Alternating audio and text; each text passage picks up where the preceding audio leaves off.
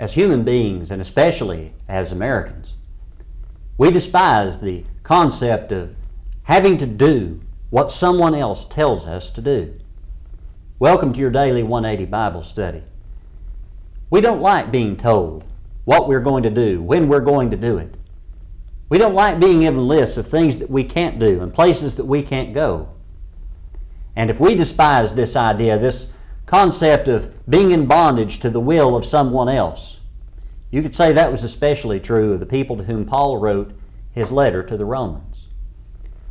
Paul was writing to people who were immersed in the cultures of ancient Greece and Rome. Greece was the birthplace of democracy. Greek culture revolved around the concept of liberty. And ancient Greek writers scorned the barbarians of the world mainly because they were not free. They were in bondage to do someone else's bidding.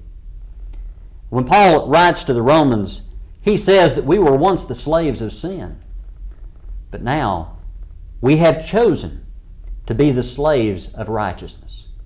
We have, by our own free will, chosen to be handed over, delivered over, to be the slaves now of the Most High God.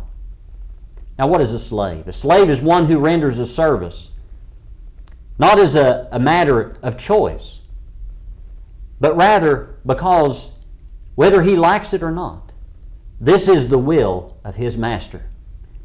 And he is, by virtue of being a slave, the subject to this alien will. This will that is not his own. And that is precisely what we as Christians are called upon to do. To surrender our own will. To acknowledge that we are not our own, that we do not belong to ourselves, but that we are, whether we like the phrase or not, slaves of God.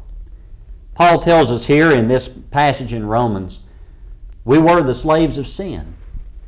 But then he says, verse 17, God be thanked that though you were slaves of sin, yet you obeyed from the heart that form of doctrine to which you were delivered. And we are the slaves of the one that we choose to obey, as Paul tells us in this passage. He says in verse number 20, when you were slaves of sin, you were free in regard to righteousness. But what fruit did you have? What do you have to boast about from the days when you were free to live a life of sin? The only thing that you can boast about is the death that it will inevitably bring.